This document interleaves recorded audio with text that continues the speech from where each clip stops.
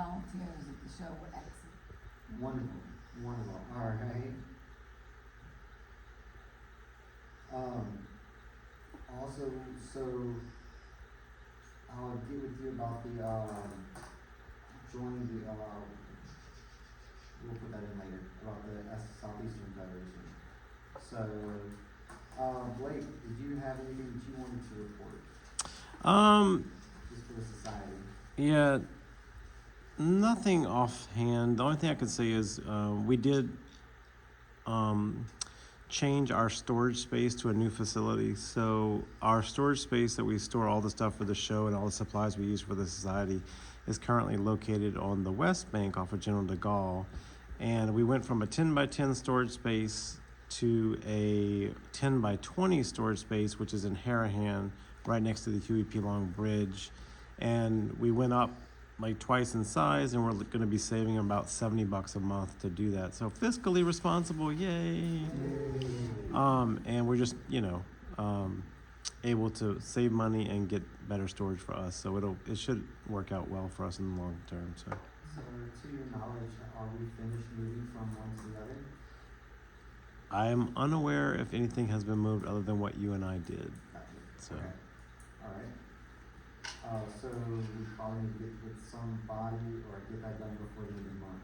And we also need to put in our notice at the one we're vacating to end that contract.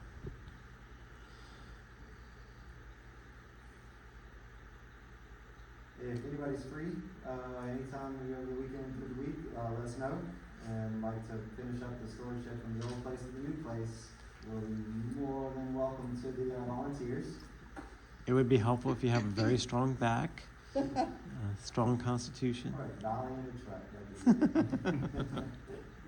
Not the only thing left was shelving. There's shelving, a couple buckets of dirt, a couple buckets of rock, and those in the kiln. In the kiln, we got a projector that's still there, a couple pieces of wood, and some cinder blocks. And a table. The table's about actually this size. Yeah. And about that tall too. So. Does it fold? No, it's a solid wooden table. All right. Yeah. All right. So that's all right for the treasurer's report. Show committee. Liz is not currently here tonight. Is there anybody else from the show committee that would like to do the report? I can tell you the attendance. Okay. We gave out 185 grab bags to kids. We had 872 paid adults. We had an average of 37 returning people with white tickets who did not stop for a new door prize ticket. So that's 1,094. So we were over 1,000, and it's about 7.9% better than last year. Awesome. That's great. Yay. Yay. And we went up on the ticket price, so And we did go up on the ticket price. Okay. $5, so that's 800 and something. It used to be 5, now it's 7. Seven. Yeah. Okay. All right. Also, I've got up here t-shirts available and little backpacks, swag bags, and some lapel pins for sale. If anybody would like some, bundle them, get 30. Swag bags are, let's just say 15. T-shirts are 20. It's cute. Little lapel pins, and then our t-shirts. Has everybody seen them? No? T-shirts are cute. They did not shrink on wash. Oh, good to know. Yes. The lapel pins are a one-off. Yeah, lapel pins are special. They are special. They're special. They are one of a kind. Why? It's a collector's item, Allison. They're collector's items. Yes, that's the word.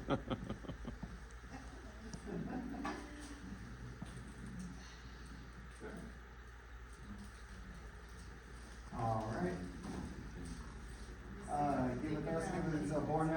Blake, if you'd like one, we'll have those available for you.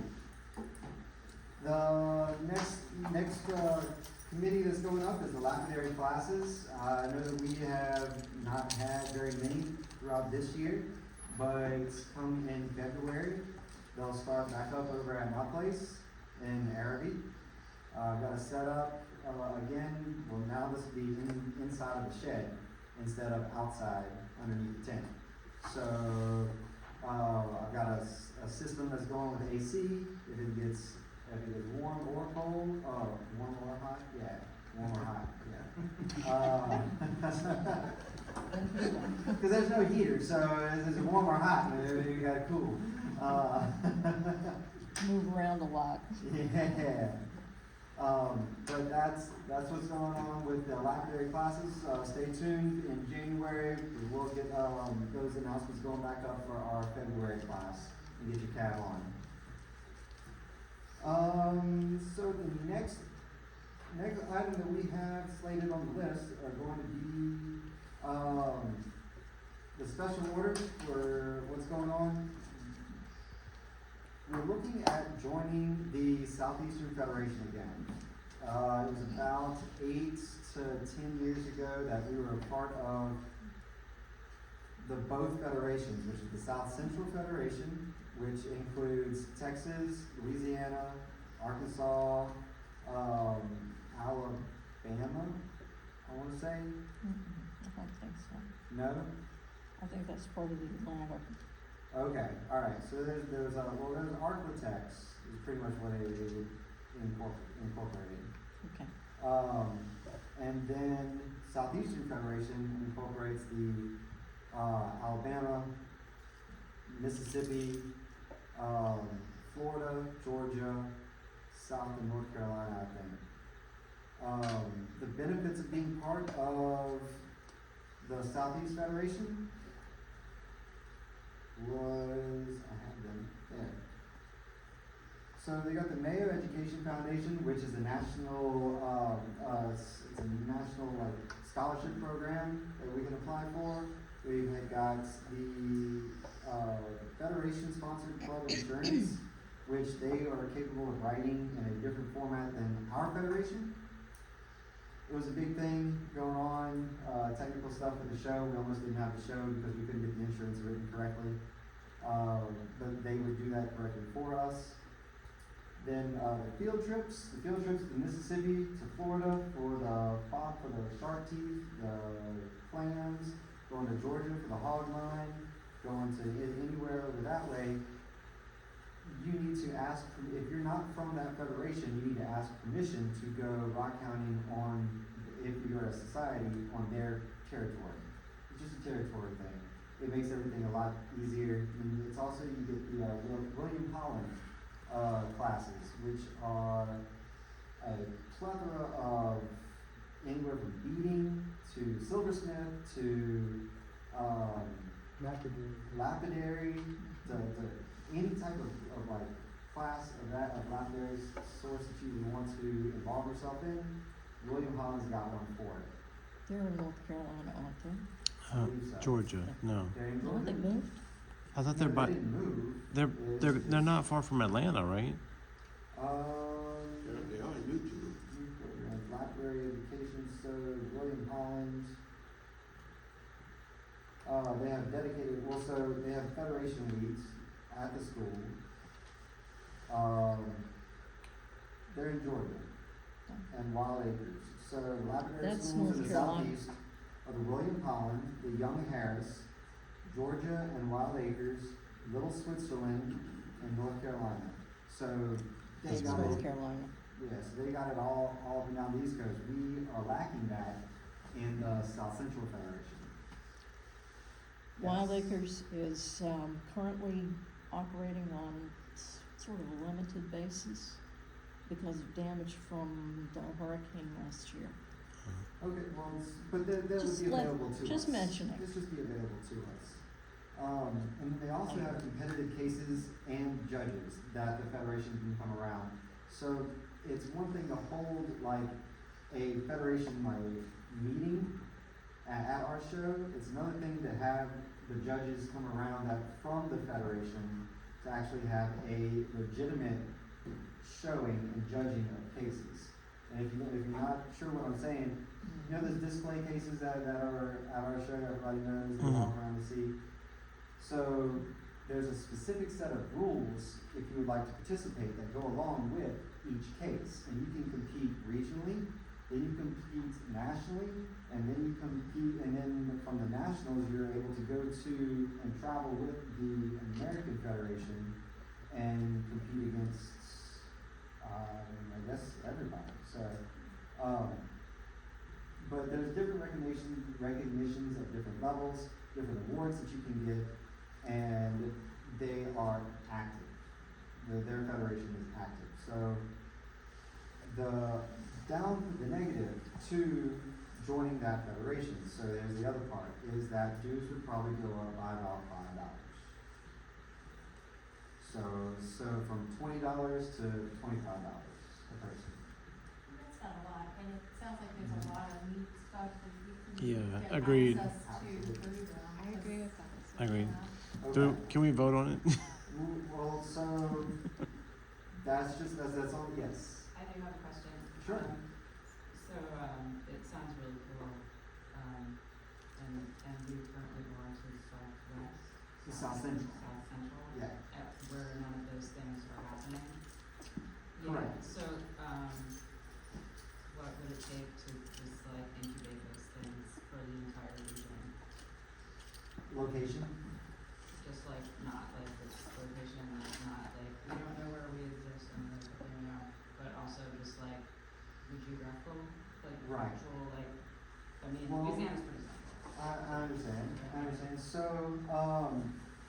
So location, be it that those places are already established and they're specifically for lapidary schools. Yeah. If I had to just off the cuff say of where something like that for us would be, it would probably be up in Arkansas. With the Ron Coleman mines, the Crystal mines and stuff like that.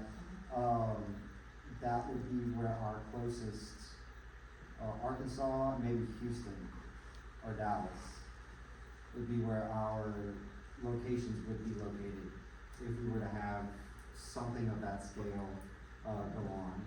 Just for like field trips? No. This is for the classes. Like Southeastern Federation has, in Holland, they've got all that stuff set up and actively available to their societies. It would be contacting these places in probably those locations to get something like that set up for this federation. So it's like a few steps away from being viable, Yeah. and also, I mean, it's equidistant, but. Yeah. I think time consuming as well. I mean, you have to wait for that all to get set up and everything, Right, right, you know, yeah. yeah. So all right. So if I guess this does constitute quorum. Technically, yes, this constitutes. Quorum is usually 12, right, for us? In quorum 12 for us? Technically, yeah. Yeah. It's 12 or percentage thereof, so, yeah. So if we would like to bring it to a vote, whether we would like to join the Southeastern Federation, I nominate that we join the Southeastern Federation. all right, by a show of hands for that. 4. Anybody against? Abstain, and so it passes. Yay. All right.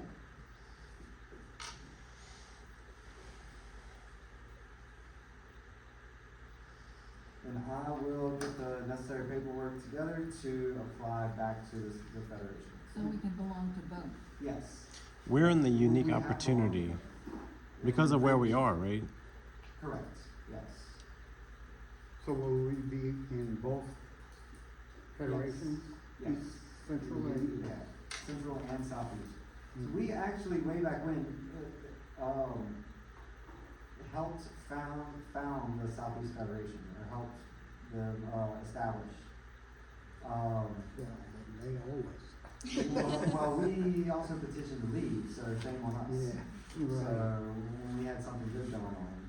It was just, at the time, we were down by, membership and we needed the finances to go elsewhere, and then, so that's where we petitioned to leave, and we just kept doing that work. I have pictures of my grandparents at the lot of acres. Yeah, And, We- that's how that happened. Yeah, that's how that, it wasn't until about 10 or so years ago that we actually received it from that federation. Yep. Aw. That's so sweet. Brandy, can you bring some of those pictures to share with us at the next That'd be meeting? great. Yeah. So This is the, Harris Place. are there any other, is there any other new business that we could think of? Go ahead. I just wanted to talk about voting next month, Okay, so that it's happening. it is, I'm sorry, so there's any other old business that we get to, then we get to new business, that's my Okay. fault. Old business that we have is the Junior Rock Hounds, or the Pebble Pups. Our Pebble Pup Society is actually, more involved than ever right now. Which is great, this is great, this is a good thing. I've been trying to preach that, you know, for every, well, it's like a 1-to-3 ratio practically. For every one kid, you got 2 adults. And so that's a way to triple your membership just by every kid. So, we do more field trips. A lot of them can't make these meetings, just because of the time. And the ones who can, we very, very appreciate. Mr. Owen, thank you very much, sir. Yes. I also want to mention that this is the first year of the show we did a dedicated afternoon for the Girl Scouts. Yes. Which went over pretty well from what I understand. Extremely We well. had 23 participants, if I do recall correctly. So 23 participants between the Girl Scouts and the Scouts of America troops, and just the parents of them. What we did was on Friday, dedicated it to their badge programs. So whereas you could also learn and get a badge from us if you're part of the Junior Rock Hounds, you could also earn a badge if you were part of the Scouts of America. We had enough information there for that. You could start a journey, entrepreneurship journey if you were a Girl Scout, and you also had I think it was an arts and crafts badge and geology, or there was another badge that they were able to obtain there too. So that went over real great, and because it went over so great, we have our interest in next year, for Friday of next year, which is also great. The more attendance, the better. It's also free advertisement for them because they want to feature us in their national magazines coming for that month, or that quarter. And that's both the Scouts of America and the Girl Scouts. And then yes, we just have we got another interest group sign-up sheet that's going on that we just need to keep them involved. So the more field trips that we can go on, the more we can keep them involved, the better off, you know, we all are, and the more fun that we have all together. But right now, because we are more involved, we need a person that is involved in each of the caves, or just ahead of the Pebble Pup groups. They go and they are divided into by age groups, or they're all together. It kind of depends on how elaborate or how spread out our age groups are. In our bylaws, they can go from 10 to 17, and 18 to become a rock hound. But if you finish, you can become an honorary rock hound if you finish all the badges, you get a little special star and patch and all that, and so you're considered a rock hound sooner than later. There's a whole program, it's a book, the book's about that thick, it has everything laid out for you. We have the resources that are available to you. We just need somebody to stand up with some kids over the weekend probably and read that book to them and help them out with these activities. Nothing to it. We'll walk you through it for the first couple meetings even. But we're looking for that volunteer. If anybody would love or like, maybe even want to be in that position. So that is available. Let me know. at the end of the meeting sometime soon, so anytime right now. Alright, just throwing that out there one more time, alright. Love to do it, that would be the good choice, but I Just throwing that out there. think about it. Sure. And that'd be great. I'll think about it too, cause I was a very active Girl Scout Okay, back in the day. well, great. The brownies would love to have them.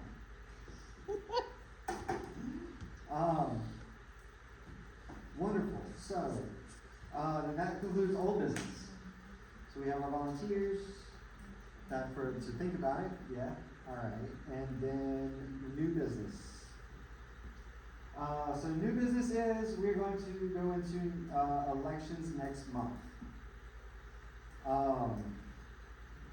The positions that are open are president, vice president, secretary, treasurer, director for 3-year term, and those other two are staying on. I think, Allison, is it your year that you are rotating off? I think I got one more year.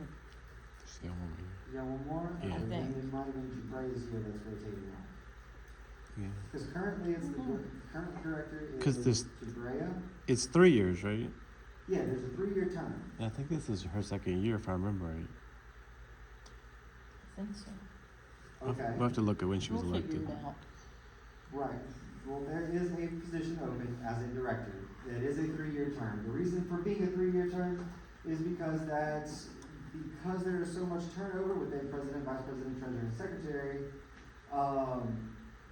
It kind of gives a constant on the board, if you will. So you've got 2 Continuity. people that would be a constant of what has happened, what hadn't happened, and then just to be there as seniority. I thought it was set up so that people that were in the president, that they would bump down to the directors. Or is that just in my head?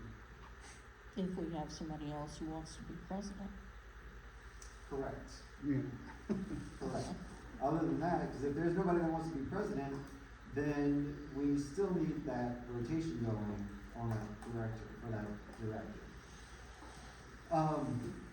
So in next month's meeting, we will be So next holding month- So elections. this month's meeting is nominations. So we need a nomination for president. Chris, Yes. Oh, I nominate Chris as well. nominate I Chris. third that one. That's fine. I can accept, I'll accept the nomination. Is there any other person that would like to run for president? Okay. VP, vice president, we're going to next, vice president,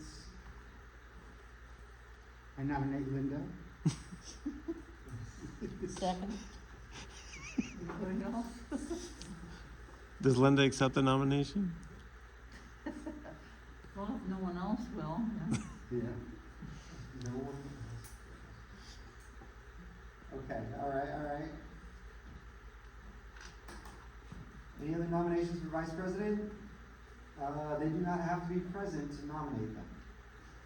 So, they do not have to be present, but there is somebody that, we will reach out and contact them if they will accept their nomination or not, so. Surprise. Well, it's just nominations, it's not. Alright. So moving on, so nominations for secretary.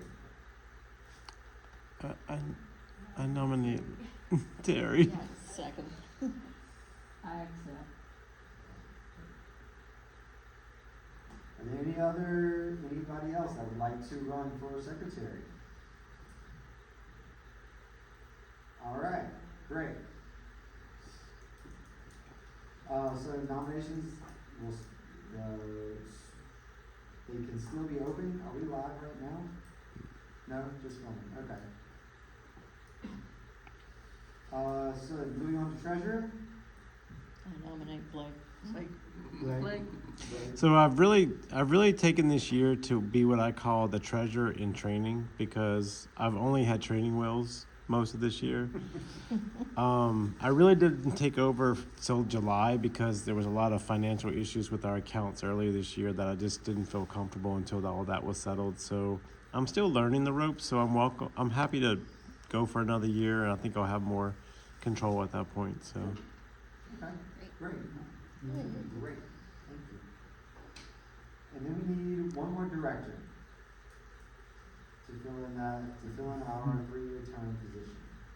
So what does the director do, just It's whatever? continuity throughout the year, like over the course of years, so, that's my understanding, is just that it would be somebody there that has been there or going to be there for 3 years. So your first year there, they just, all they do is kind of like attend meetings, have a voice, you'll have a vote and what, like the boring of the finance type stuff. Yeah, there's not much to the board of directors, we just need to hold them, so. I will volunteer for being another person. Alright. Yay. I second the nomination. I second it too.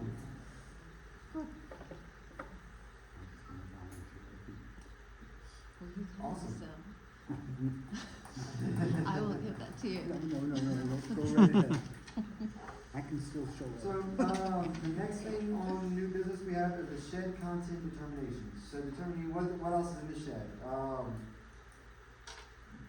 Clarification on that is that we have some things in the shed that we've been holding on to in hopes that we will have a presenter come and utilize during the for classes. It's, they're just resources. The things that we don't use for the show that have kind of been sitting there for years. Now, I will open the floor to any discussion or questions on what else is in this shed, I guess. I think what would make the most sense for that kind of thing would be for us to maybe take a nice inventory, an organized inventory, and even some photos that we can present to everyone and say, this is what we have, this is what we've been holding on to, these are the ideas we have to work with this, moving forward, is it necessary?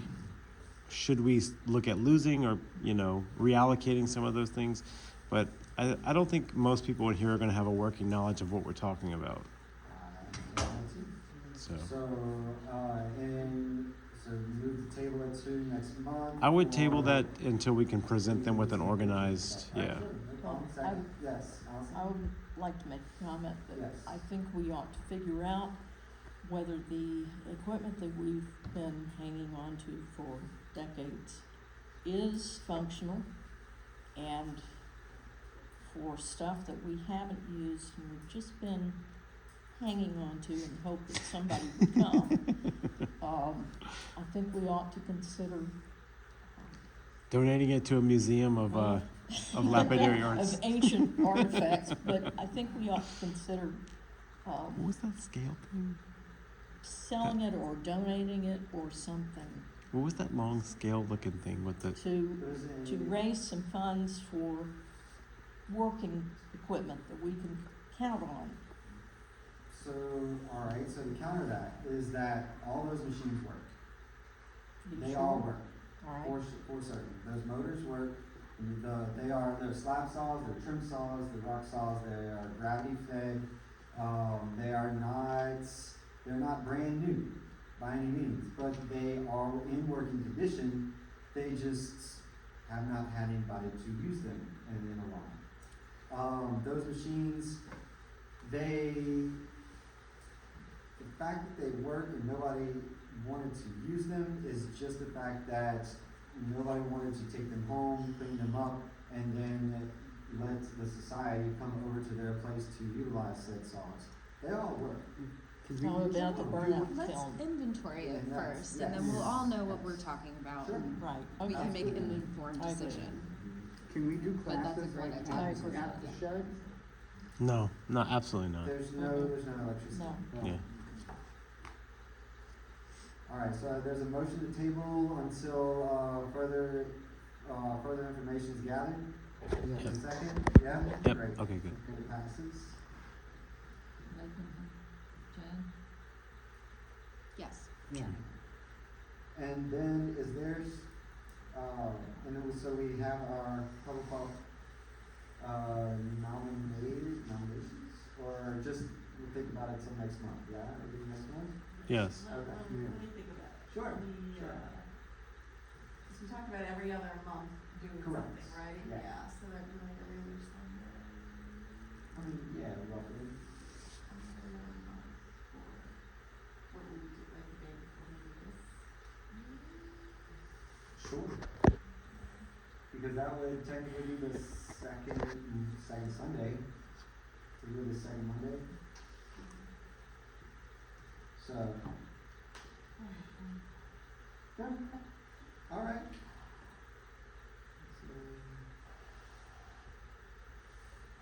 All right. Well, that concludes the business portion of everything. Motion to close new business? I had a quick question. Yes. Date and time for our Christmas, meeting, Christmas gathering, dinner. or, Dinner. So it will be the second Monday of the month, so December. oh, look, the second Monday of the month of December falls on December 8th. I wonder whose birthday that is. Ah, That's my birthday Your birthday. and Owen's birthday. yeah, we'll 'Cause bring some candles. Owen for and you. I share the same birthday. Well, that's something. And we'll speak of birthdays. So today's birthday. So today is it? Yeah. All right. So it's Greg. Oh, happy birthday to you. So Lakeview Harbor. Lakeview Harbor. Okay. Yep. Is where it's going to be at, and same time, 7:30. We'll do, no, 6. I lied. Yeah. 6 o'clock.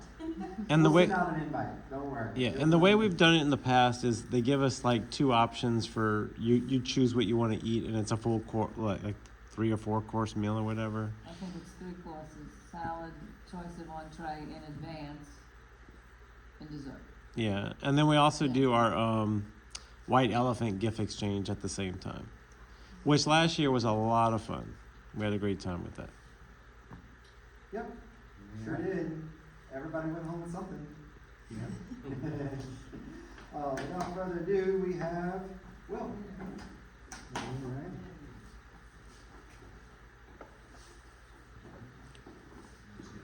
I'm not gonna let you, I do Before you start. Thank you for Bye, coming. Ella. Thank you. Alright, so my name is Carson. I'm a new member. I've known about the society for a long time. I am a geologist, and I did my undergraduate in geology at Tulane. I did my master's degree here, so this news about this department going away is kind of shocking. I just heard a few, like, 2 or 3 weeks ago that their enrollment was actually up, so I'm trying to see if I can talk to Dr. Colbert. But today I want to do just a little brief rock show and tell with a little background, with some figures on the board, about the Ouachita Mountains of Arkansas and Oklahoma, and specifically quartz veins. That area, obviously, Arkansas is known for quartz. So we're going to talk about why they fill these fractures in the rocks, how the fractures got there in the first place. And then I've got some examples of how the quartz crystals recrystallize and change over time as they get pressurized. I didn't bring a computer or anything, but if you want to know where in the world we are, you can either Google the Ouachita Mountains, or specifically where all of these rocks come from, which is the Lake Ouachita, which is a huge man-made lake in the middle of Arkansas.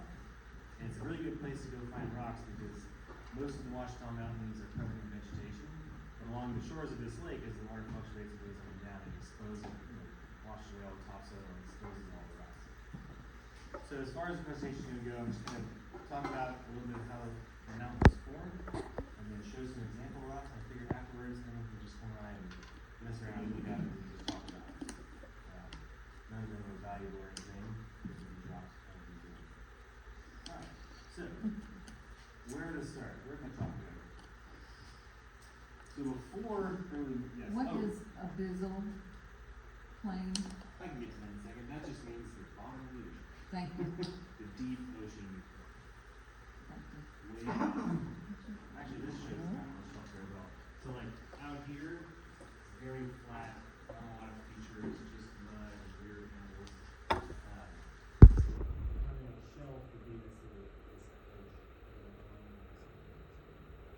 Up here you can see where land and how much of it is, back there a lot. But we're gonna go back in time, before this mountain range existed, about,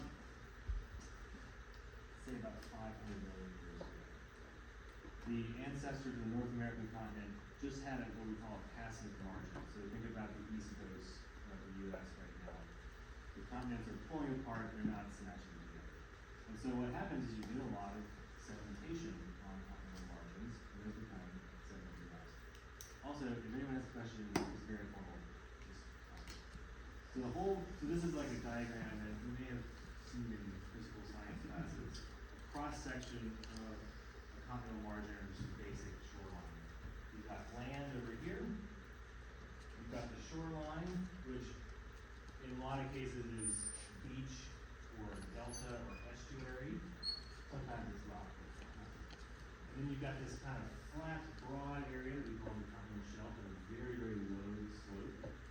And then you have something called the shelf slope break, where the slope of the seafloor increases as you go down. That is unsurprisingly called the slope. And then the angle sort of picks up again, and you get something called the continental rise, and then it flattens out at the base of the deep ocean, and that's what we call the abyssal plain. It's a very intense one. So the whole point of showing this is to then talk about, well, where do different sediments end up? What kind of different sedimentary rocks would you get on a continental margin like this?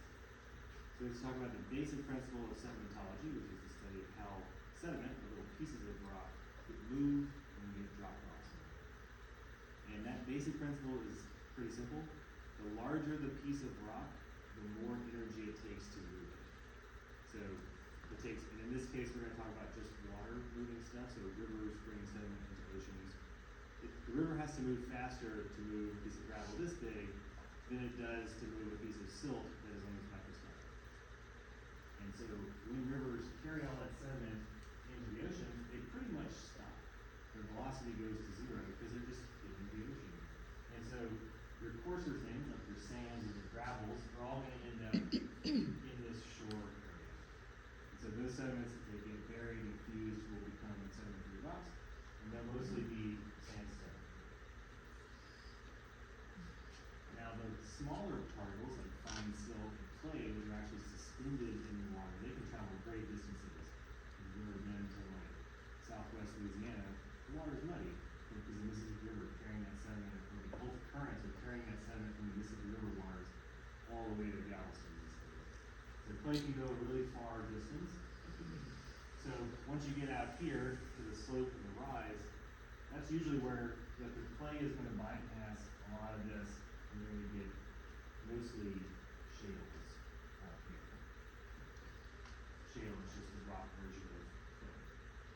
Now the shelf is a bit more complicated. You do get sort of everything. So most places you'll be depositing shale. So there's a river coming in here. The sandstone gets dropped here. Some of the clay gets dropped here. You might also have limestones. We've only been talking about plastic sediments. Well, if this is a warm climate and you don't have a lot of rivers nearby clouding the water, you can get corals and other reef-forming organisms that precipitate limestone. You get limestone on the shelf. As you get to a certain depth in the ocean, you can't have limestone deposition anymore. So you can get shales, limestone, and then sometimes a little bit of sandstone out here on the shelf too. So another thing that happens that's really cool and somewhat recently discovered scientifically is that sometimes sediment that piles up here collapses through an earthquake or a tsunami or something, and you get these things called sediment gravity flows that just, think of them as like underwater mudslides. They flow down the slope, they behave like rivers, they meander, they do cool things.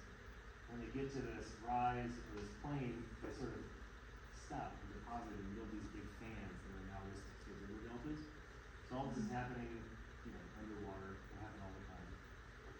And so you can get some sandstone actually way out here, and that is the primary exploration target for deep water oil and gas drilling. That's what I do most of the government as a petroleum geologist.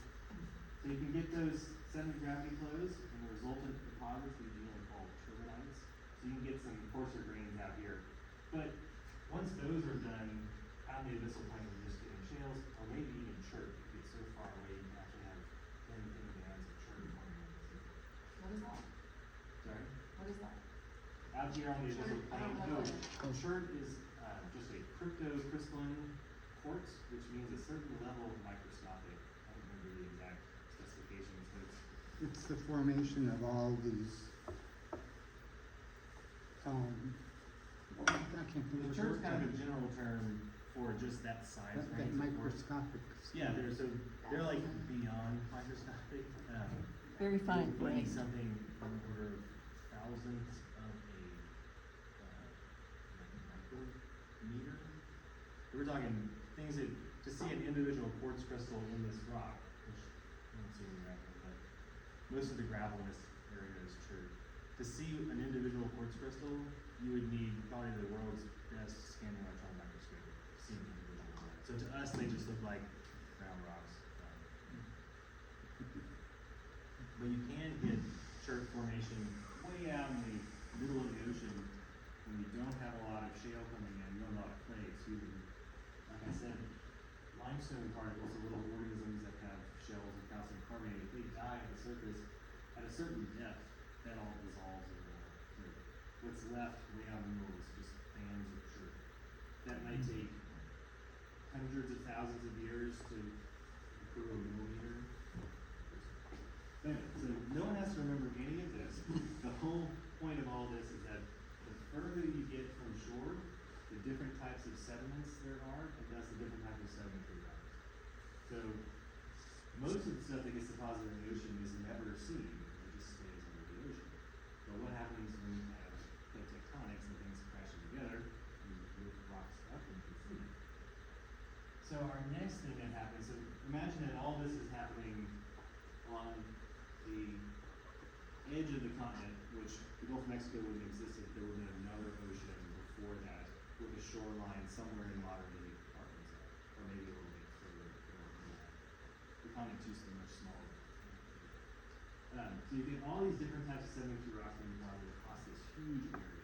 Well, then what happens about 350 million years ago, North America and South America slam into one another to form everyone's favorite supercontinent, Pangea.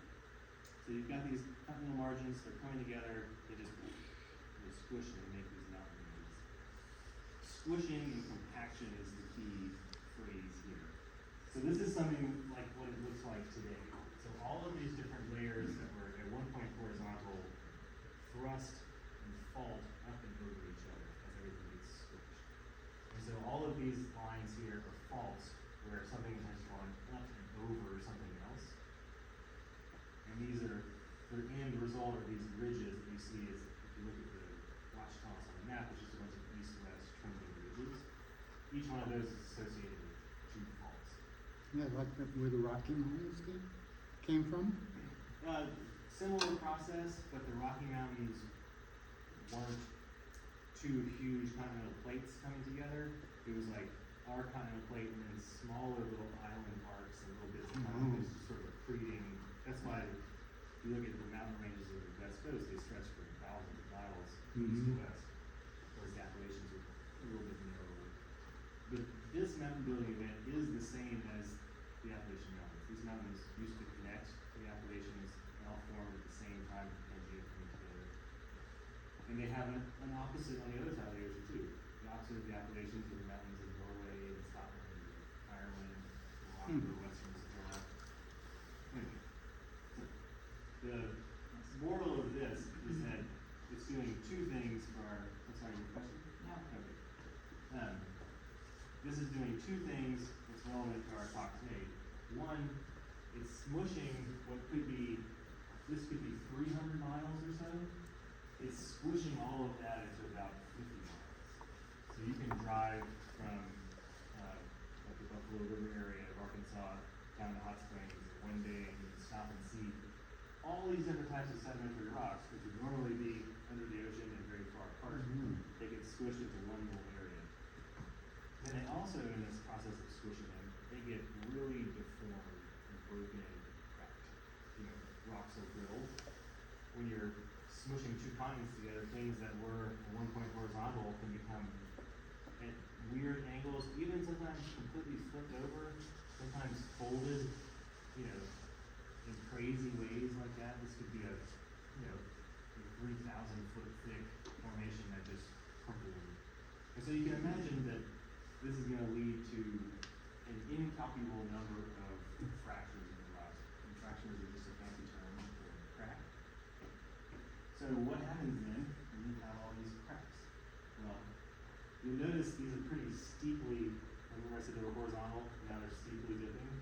They're also sedimentary rocks, which tend to allow water to flow through them better than other types of rocks.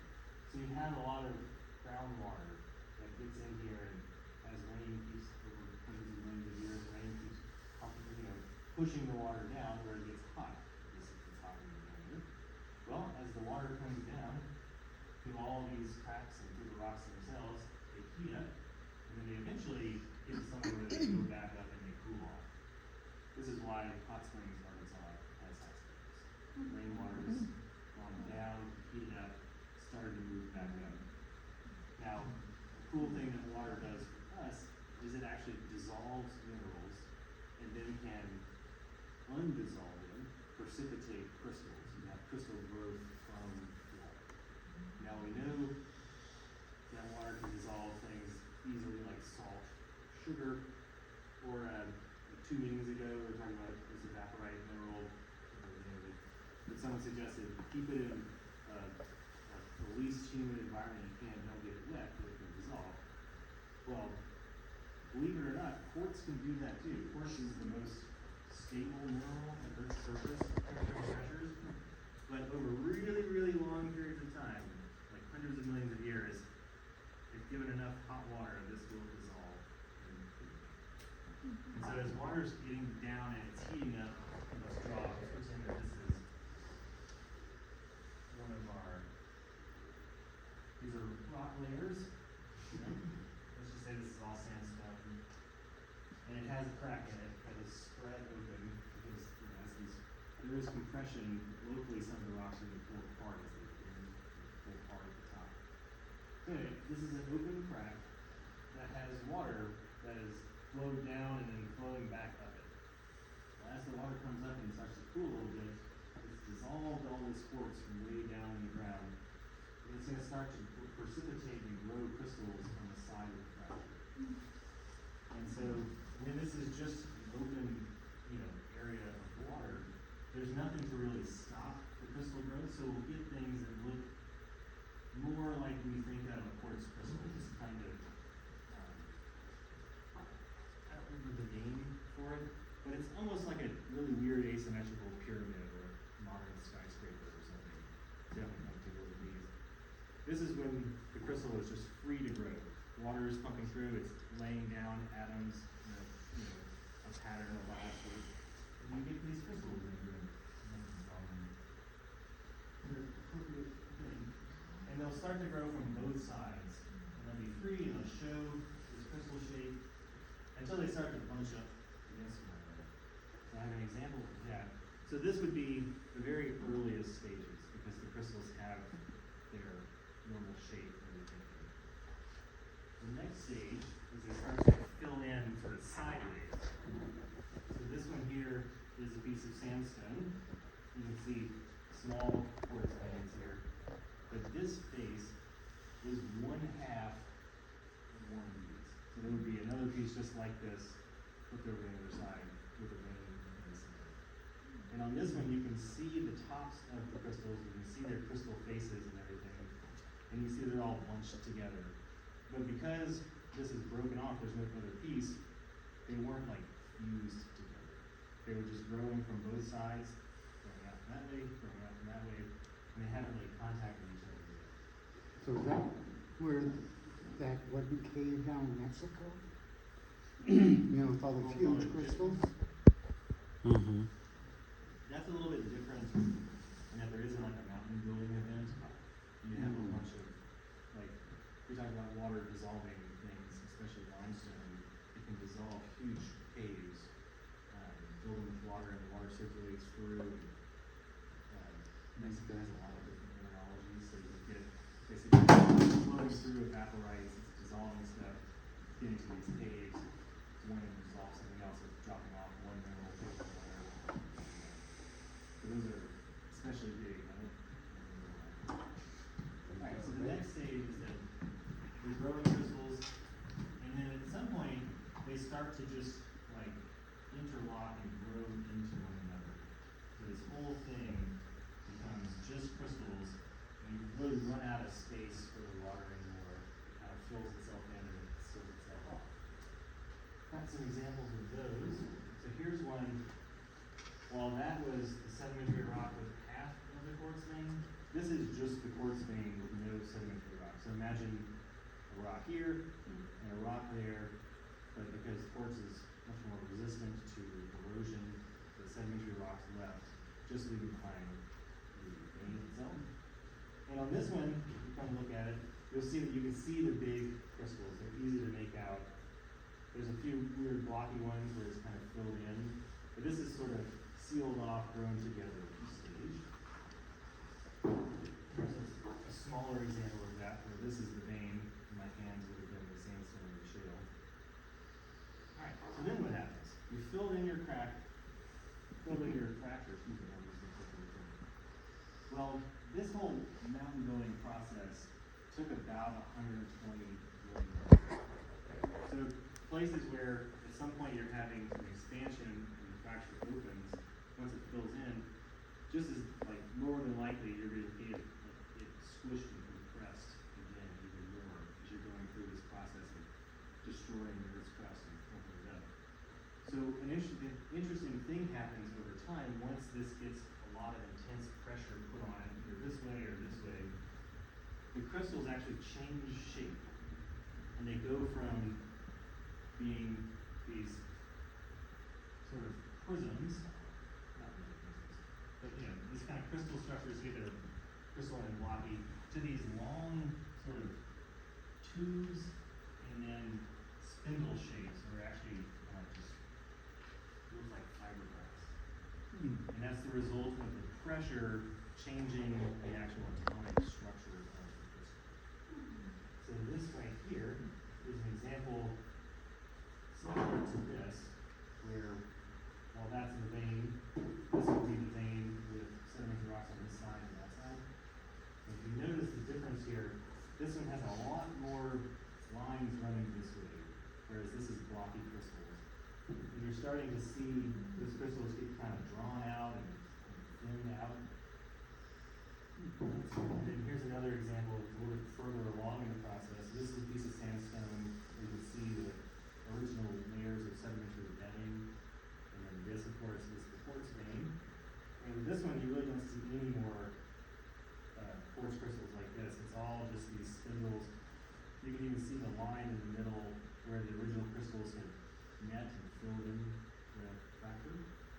So that's a little bit further along in the process. This one's kind of actually somewhere in the middle, where you're starting to go down. And then eventually, you get to something like this, where these two things are the quartz veins. And when you kind of look at this, it almost looks like fiberglass. You can't see individual crystals, it's just almost like hair. Also, this one is much more dense than the other ones. But this one is almost metamorphosed. So this must have come from really far down here. And at some point, the quartz did this, and then got pushed really close to the surface near the end, where I found it. So that's the end of the quartz part. To summarize, we had a bunch of sedimentary rocks deposited out of the ocean. We had the formation of Pangea, smooshing all of them together and causing them to fault up on each other, to bend and fold and flip over and do all kinds of weird things. This led to a bunch of cracks that allowed water over many millions of years to go down, dissolve quartz, and then precipitate quartz in these fractures. At first, they're the normal sort of quartz crystal that we think of shape-wise, and as they get pushed and compressed even more, they get drawn out into these long spindles. And I actually don't know the chemical reason behind that. So the drawn out ones are going to be maybe like pancakes? It would be like, think of fiber optic cable, like Oh. two of those. Sure. Just reading, about how, the crystals dissolve and then from back up to the line, goes to the American spruce trees or something. Nice. Yeah, I could see, like individual atoms, precious metal coming from a individual tree. And it's hardening back up. Wow, that's pretty cool. So I guess this whole process, this is fascinating. I don't think I've ever looked into all his interests and haven't looked into why the geos pouring all their stuff on the inside. And he's got one that looks new that he bought from India that he bought at the show. That It's you got, right there. no, it's, where's the green one? It is a similar process to have a geo, or the same thing with the gravel that we find in the Homachita or the Pearl Rivers. You have to have sort of a cavity inside an existing rock, so an open space. And then as groundwater over time moves through it, it will start to, sometimes the water doesn't really want to have all this hard stuff dissolved in it, like the gravel would just have limestone or salt. So it'll take its dissolved atoms and precipitate them into crystals to pick up something else. And so if you have a circular space and the water's kind of flowing even through it, it will evenly precipitate crystals all around during 60 degrees. And if conditions change, you get different layers of different minerals as you fill in the geo. Very similar process to this, it's just a fracture that's this large linear feature rather than Instead of a circle, yeah. Is there a specific process for the crystals that end up with flat faces and the prism shape? There is, this is not really my area of expertise, I kind of forgot most of that stuff. But basically, you start out with a nucleation site, something where the first molecule of the crystal can form onto. And quartz, for example, is a similar shaped molecule to water, but it's the silicon dioxide.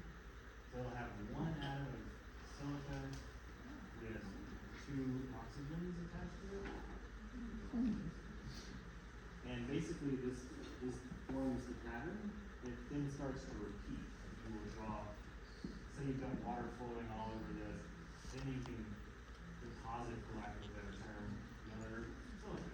That gives you your crystal structure, crystalline structure. And then eventually it will go, I don't know what it actually is, but it'll be something like this. Yeah. This is oversimplified. But something about the geometry and 3 dimensions of these individual, we call this a unit cell.